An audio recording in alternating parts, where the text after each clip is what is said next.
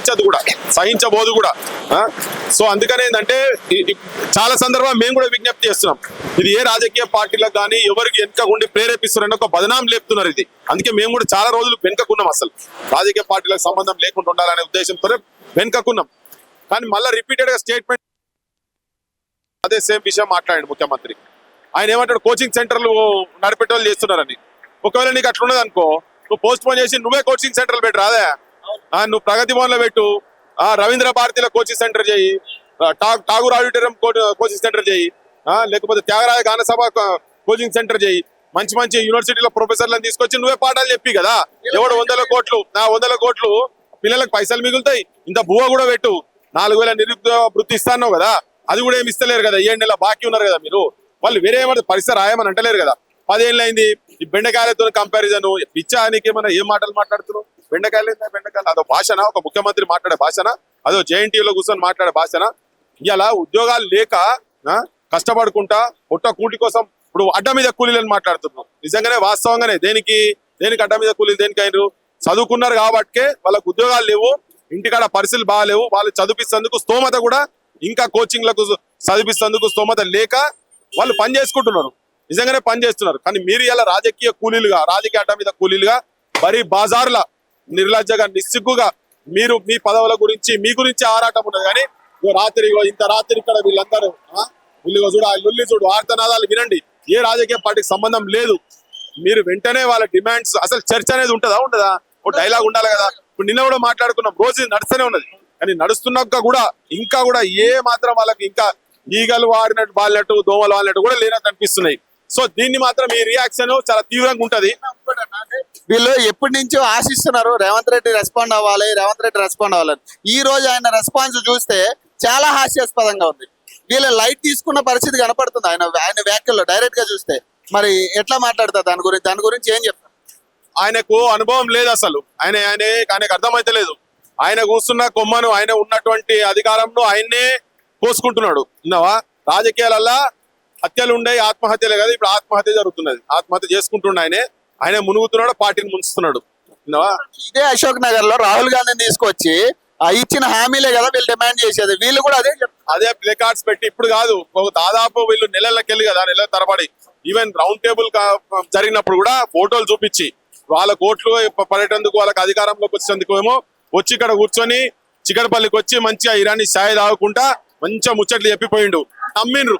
అరే మా నాయన చచ్చిపోయిండు, బాంబులతో మా నాయన చచ్చిపోయిండు, మా తాత కూడా తూటాలతో చచ్చిపోయింది, దేశం గురించి త్యాగం చేసినామంటే అరే మంచిగానే మన లెక్కనే ఉన్నాడు కదా అనుకోని పాపం మా వాళ్ళందరూ నమ్మిర్రు. సరే అందరు పోయినరు, వేసిరు, జనం అంతా కూడా తిరగబడ్డారు కాబట్టి నడిచింది. కానీ ఇప్పుడు అవన్నీ నమ్మిరు కదా, నమ్మకాన్ని వమ్ము చేసిన తర్వాత రియాక్షన్ పల్లెలల్లా ఇదంతా మొత్తం పల్లెలకు జనంలోకి పోతుంది. ఇదే రిపీటెడ్ గా చెప్తున్నా నేను కూడా, దాదాపు 3-4 డేస్ నుంచి చెప్తా ఉన్నా నేను. దీని రియాక్షన్ ఉంటది మీ మీద అని చెప్పని. ఇప్పుడు ఉంటది. ఇప్పుడు ఏదో పోలీసు వాళ్ళని తీసుకొచ్చి మీరు ఒక్క లాఠీ దెబ్బ పడ్డా గానీ తెలంగాణ జనము ప్రతి ఒక్కరి మీద, ప్రతి ఒక్క నిరుద్యోగుడు కావచ్చు, 30 లక్షల మంది మీద ఆ లాఠీ దెబ్బ పడ్డదన్నట్టుగా అనుకుంటారు, ఊహిస్తారు. ఒక్క లాఠీ దెబ్బ కూడా పడుతుంది. ఇంతకుముందు వాళ్ళు మాట్లాడితే కూడా చెప్పిన నేను, లాఠీ దెబ్బ మాత్రం పడితే మాత్రం మంచిగా ఉండదు అని చెప్పని. ఇంకోటి ఏంటంటే విద్యార్థి నిరుద్యోగులకు కూడా విజ్ఞప్తి ఏంటంటే, ఎవరు అసహనానికి లోనయ్యి అవమానానికి గురయ్యి ఆత్మహత్యల సైడ్ మాత్రం దయచేసి పోకండి. చాలు, ఇప్పటివరకు జరిగినాయి చాలు. పోవాల్సిన అవసరం లేదు. జనం అబ్జర్వ్ చేస్తున్నారు. ప్రభుత్వం దిగి రావాల్సిందే. చర్చలు జరిపి అంటే మూర్ఖంగా, మరి ఇంత మూర్ఖంగానైతే నేను ఎప్పుడు చూడలే. ఏదో ఒకటి ఉంటది కదా, మీడియేటింగ్ అంతా ఉంటది కదా, రెచ్చగొట్టే మాటలు మాట్లాడు. అసలు నాకు అర్థమైతే ఆయనకి అసలు కాంపిటేటివ్ ఎగ్జామ్స్ అంటే ఆయనకు సోయలేదు, తెలియదు. విద్యాశాఖ మంత్రి కూడా ఆయనే కదా. ఇప్పుడు వాళ్ళు కూడా అది చెప్తున్నారు. విద్యాశాఖ మంత్రి కూడా ఈ 2 డిపార్ట్మెంట్లు దరిద్రంగా వివరిస్తున్నాయి. ఊళ్ళ బళ్ళల పరిస్థితి ఘోరంగా ఉంది. అరే కాదు, ఇప్పుడు ఆల్రెడీ డౌట్స్ కరెక్ట్ గా ఎండార్స్ స్టాంప్ వేసినట్టుగా ఇప్పుడు ఏంటంటే ఇది తర్వాత జాబులు లేవు అన్నట్టుగా చెప్తున్నాడు. ఫస్ట్ క్యాబినెట్ మీటింగ్ లో రాగానే 25,000 డిఎస్సి పోస్టులు అని చెప్పిండు. ఇవన్నీ పెంచుతాను వాళ్ళే కదా, Group 2 కావచ్చు, Group 3 కావచ్చు, ఇవన్నీ చేసింది కదా. వాళ్ళు అన్న మాట మీద వాళ్ళు నిలబడతలేరు కనుకనే కదా ఇది కదా. ఇప్పుడు ఆ భయం వీళ్ళందరి లోపల ఉంది. ఇక రాదు, మళ్ళా నౌకలు రావు కావచ్చు అని ఒక భయం ఉంది.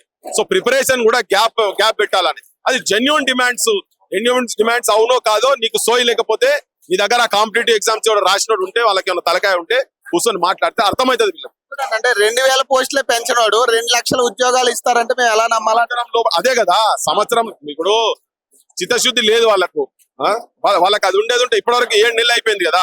2 లక్షలు ఎక్కడిది వంకాయలు ఇవే పెట్టలే కదా, 25,000 పెట్టలే కదా, 25,000 వీటియే అనౌన్స్ చేయలే కదా, అక్కడ దానికి ఎందుకు పోవాలి? కానీ వాటిని కూడా తీసుకొచ్చుకోవాల్సిన అవసరం ఉన్నది. దాని మీద ఫైట్ చేస్తూనే ఉన్నాం. కానీ వెంటనే ఇప్పుడు ఇమ్మీడియట్ గా ఉపశమనం జరగాల్సింది ఏంటంటే వాళ్ళ డిమాండ్స్ ను పక్కా కూర్చోబెట్టుకొని మాట్లాడాలి, వినాలి. మేము మొన్న ఏదో డైలాగ్ వచ్చిందని చెప్పని అంటే మేము మాట్లాడేందుకు పోదామని అనుకున్నాం, అది కూడా క్యాన్సిల్ చేసి పడేసాం. మేము యూనివర్సిటీ వరకు ఆ పిల్లలందరినీ అరెస్ట్ చేసుకొని తీసుకపోయారు. సో మీరు డైరెక్ట్ వాళ్ళతోనే డైలాగ్ చేయండి, లేకపోతే మీడియేటింగ్ అన్న పెట్టండి. పెట్టి ఎక్కడో దగ్గర దీనికి సొల్యూషన్ కనుక లేకుంటే ఇది ఇవాళ నుంచి నీకు నెక్స్ట్ ఎలక్షన్స్ వరకు రావణ కాష్టం లెక్క కాల్తూనే ఉంటది. ఆ మంటలను బలి కావాల్సిందే, మాడిపోవాల్సిందే. ఎంత తోడైనా కానీ తెలంగాణలో నిరుద్యోగ యువకులతో కనుక పెట్టుకున్నాడు ఎవరు కూడా నువ్వే చెప్పిన వాళ్ళతోనే అధికారంలోకి వచ్చినా అని ఈ అధికారం నువ్వు ఇవాటి నుంచే పోయింది అనుకొని నువ్వు ఫిక్స్ అయిపోవు అంతే. సో జనం లోపల మాత్రం వ్యతిరేకత పెరుగుతున్నది. దాన్ని ఇమీడియట్ గా సాల్వ్ చేయాల్సిన అవసరం ఉన్నది.